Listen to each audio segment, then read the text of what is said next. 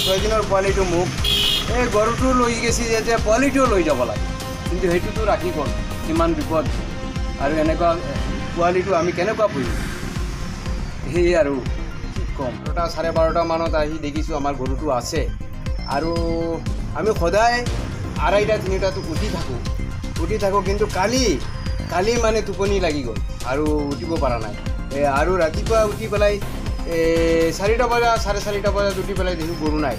পোৱালিটো এনে এৰি দিয়া খোজকাঢ়ি আছে আৰু গৰুটো আমাৰ নিচিনা দুখীয়া মানুহ যেনেকুৱা গৰু নিছে কিমান দুখীয়া মানুহক লৈ গৈ আছে। এইটো যদি কোনো প্ৰশাসনে বা কোনো ধৰণে এইবিলাক কোনো শাস্তি দিয়ে বা ধৰিব পাৰে, এইটো কি হ'ব? আমি আজি এটা চুৰি হৈছে, আগত এটা চুৰি হৈছে, কণ্টিনিউ চুৰি আহিছে। আমি দুখীয়া মানুহ কেনেকুৱা থাকিম, কেনেকুৱা জীয়াই থাকিম? এনেকুৱা চুৰি কৰি থাকিলে আমি গৰীব কিবা কৰি কেনেকুৱা খাম, কি কৰিম?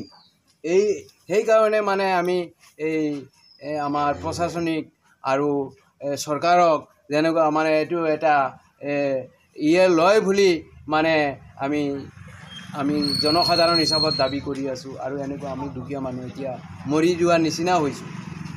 মানে গৰুটোৰ দাম কিমান হ'ব?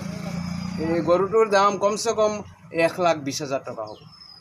ঠাইখনৰ নাম আৰু এই গৰুটো 14 লিটাৰ দুধ দিয়া গৰু, 14 লিটাৰ দুধ দিয়া গৰু। সেইটো গৰুৰ দুধ আমি বেচি পেলাই গৰুকো খুৱাওঁ, আমি গৰুৰ খৰচো কৰোঁ।